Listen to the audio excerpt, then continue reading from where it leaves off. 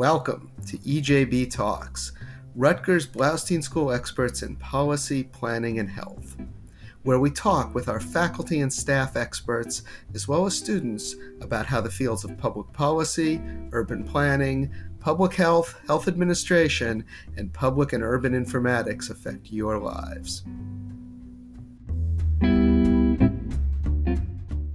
Welcome to EJB Talks. I'm Stuart Shapiro, the Associate Dean of the Faculty at the Blaustein School, and the purpose of this podcast is to talk with my colleagues and our alumni about policy, planning, and health, the interaction between these fields, and how they affect people in New Jersey, the United States, and the world. Today, I'm very happy to have Professors Radha Jagannathan, who is our professor in our nationally ranked urban planning program, and Michael Camasso, a professor in the Rutgers Agriculture and Food Economics Department. Together, they run the Rutgers Nurture Through Nature program. Welcome to the podcast, Radha and Michael. Thanks for having us, Stuart. Yeah, thanks. Radha, let's start with you, since you're my Blaustein connection here. A lot of your work has been about evaluating government programs to improve social welfare.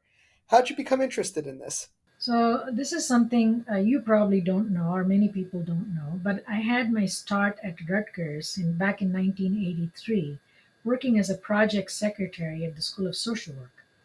And I was working on a project that involved evaluating the efficacy of the welfare system, particularly the training program that was given to frontline workers, the public welfare system in Essex County. So coincidentally, Michael was hired as the methodologist for the project, for that evaluation work. And that's when we met. So we've been working together since 1983. Wow. So he has known me since I was yay high. Surprisingly, I'm still yay high. Yeah, so for the audience, Radha's not much more than yay high right now. So I worked on that project, and slowly my functions kind of expanded from being secretarial to research assistants, and then I became a research associate. And at the same time, I was also going to school, so I was taking classes in regression and stuff like that. And I had a unique situation where I could actually relate classroom learning to actual project work, which involved evaluating social programs. So that's, I think, how I became interested. I was kind of, indoctrinated into that field by Michael Camasso. So that's how I began. And then, soon one thing led to another, and there were other projects. Once you have this evaluation toolkit mastered, you could just bring it in just about any substantive area that you're called to do work at. So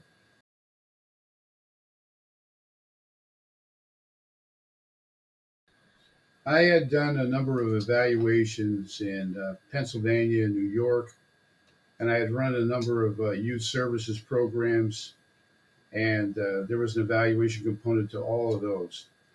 And when I was finishing up my PhD, I had a number of job offers, and one of them was to come to Rutgers, and part of it was to evaluate the public welfare system of Newark, New Jersey. And this was a pretty high profile project. And that's, as Radha said, that's where I met Radha. And I've always been interested in this accountability factor and basically trying to get hard evidence of whether or not a program worked or not. And in ag economics at Penn State, we learned a lot of statistical methods, a lot of methodological techniques, I guess you would say, to evaluate programs. A lot of that had already been done in agriculture for years and years. And bringing it to human services was something that was interesting to me. And that's what I ended up doing. And we kept on doing that for years after that.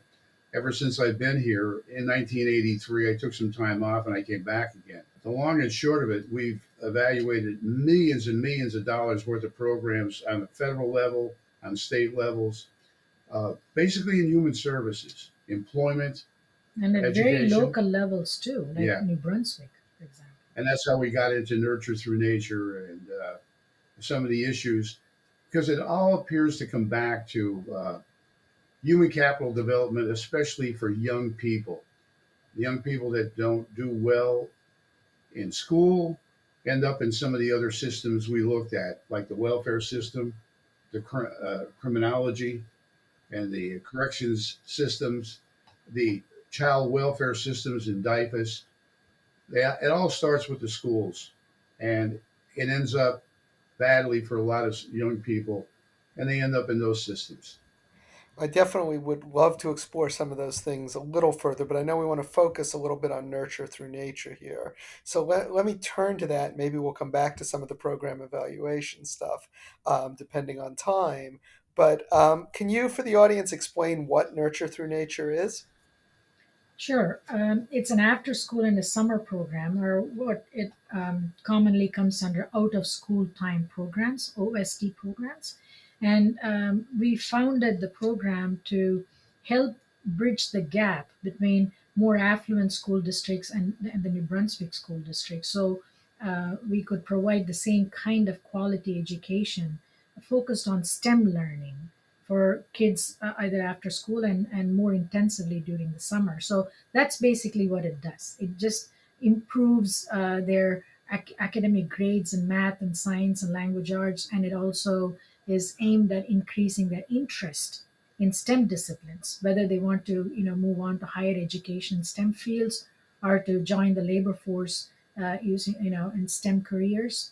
So that's basically the objective of the program, and the name comes from our desire to have the program be inspired by nature and assisted by technology. So that's what we do. So when did it get started? Back in 2010, so we are in our 11th or 12th year right now.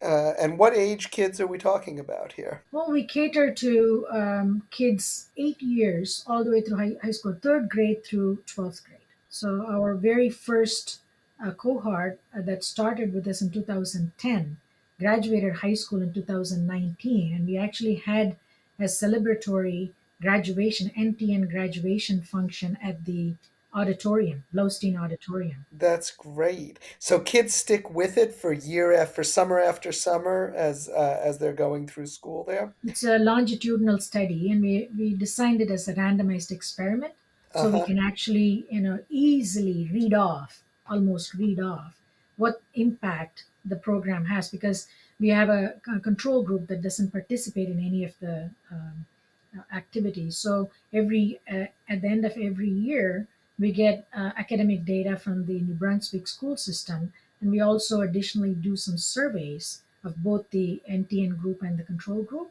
and then we analyze the data to see, or to at least demonstrate to both the funder and the school system that the program is working or not working. Uh-huh. And has it been working? Yep. So our data show that most of the cohorts are showing improvements in their, cognitive testing, like math and science and standardized testing and so forth.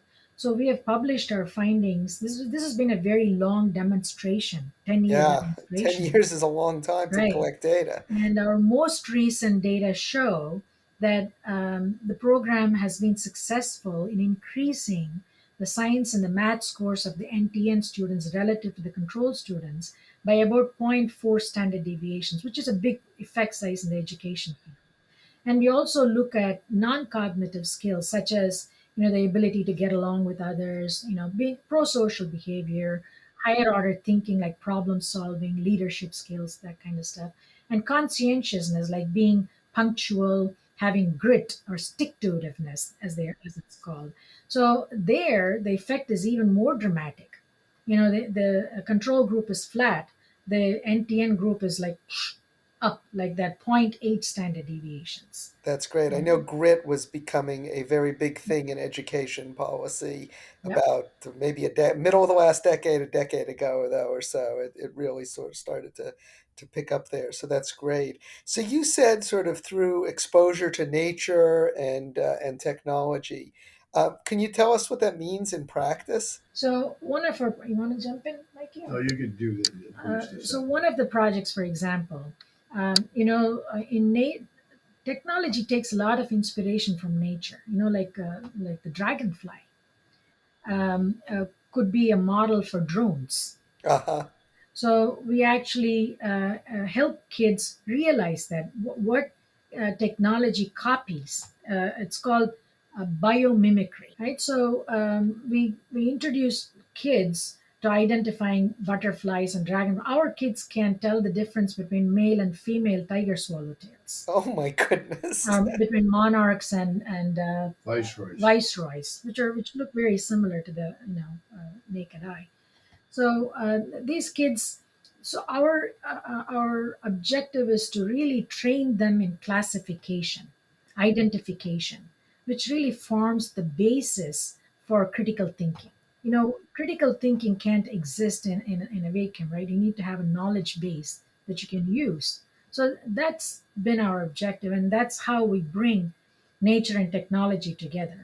Gotcha. I see. And we That's we very have a cool. ton of hands-on experiments that people from the physics department, faculty from the physics department, people from the nursing department, people from biology department at Rutgers, they all come in and do hands-on experiments with our kids. Oh, that's wonderful. So tell us, I mean, I guess now some of your earliest kids are in college. Do you continue to track them? Do you have success stories? Are they about where they are now? Sure.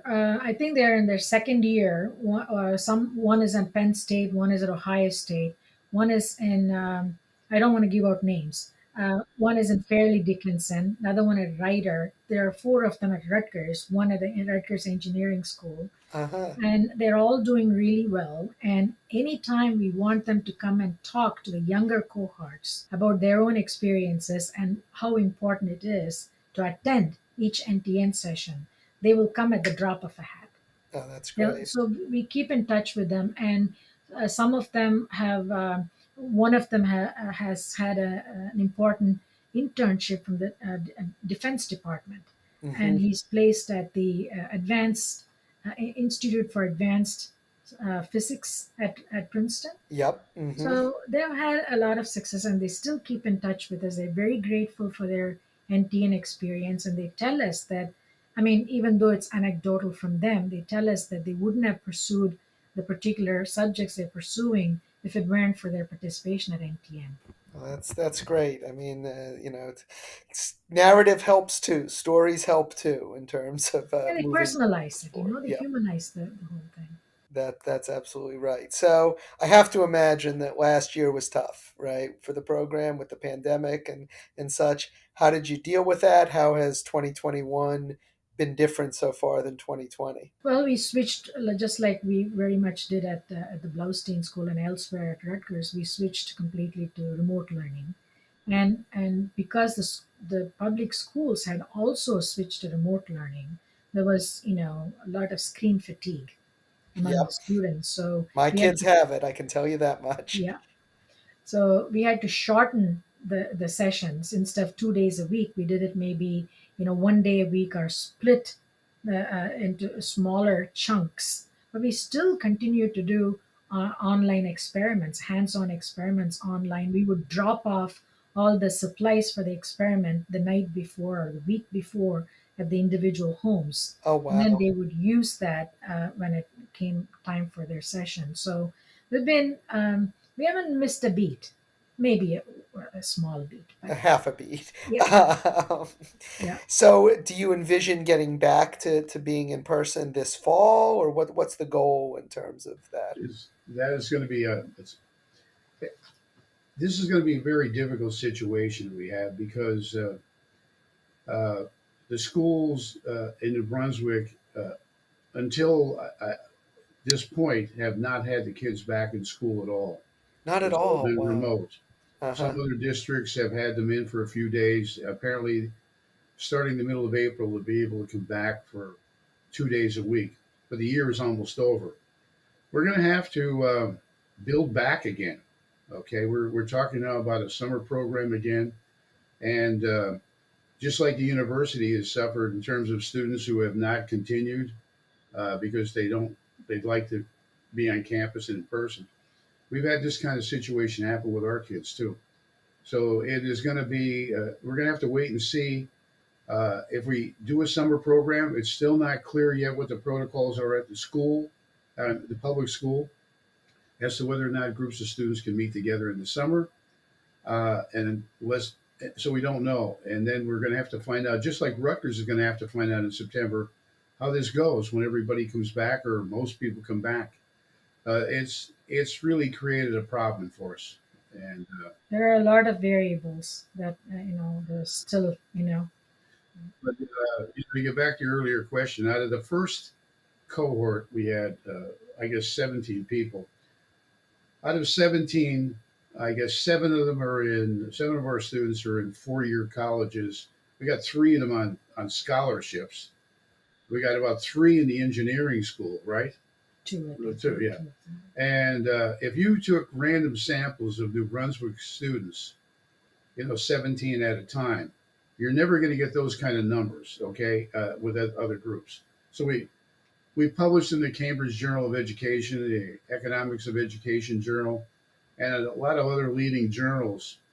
And we think we show a pretty good effect. The problem we've got on the hard skills is that what we do is we slow down a decline. If you take a look at math scores in poor districts, they tend to decline over the years.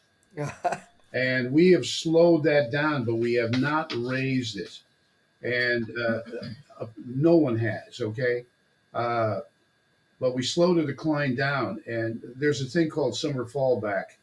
Mm-hmm. And it happens to poor district kids because, middle class students and more uh, advantaged districts, they're able to send their kids to summer school and tutoring and that. These families don't have the means. That's really our objective, And so, to give them that, yeah. you know. So you have a ratcheting effect down. You're trying to stop it from going down, each summer. And then, Right. of course, we've had this happen last summer, right? And now possibly again this summer. So it really creates an issue for us. But empirically, we track this and we have some pretty hard evidence. And that's why it hasn't been very difficult for us to publish in pretty good journals with this kind of thing. And we've actually even done it overseas now. We've done some in Spain, and we're doing a program in Italy. We did a Jersey Roots Global Reach project. Oh, very So nice. we took something very local in New Brunswick, the NTN program, and we transported it to Granada, Spain, and Catania in Italy. Great. So, but those have been shorter duration, so we haven't really had systematic, data collected and results published from 1 year. I mean, these are not outcomes that are amenable to changes overnight or even 1 year. Sure. So it's a longitudinal look, and that's exactly what NTN provides. We have a pretty good model. We have a successful model. So it's interesting. I mean, you were talking about that summer fallback. A lot of people are worried that what we have right now, because of the pandemic, is a year and a half. What we will have is a year and a half of summer fallback. Because it's remote learning is different than in-person learning, and attendance at remote learning is worse than attendance in in-person learning.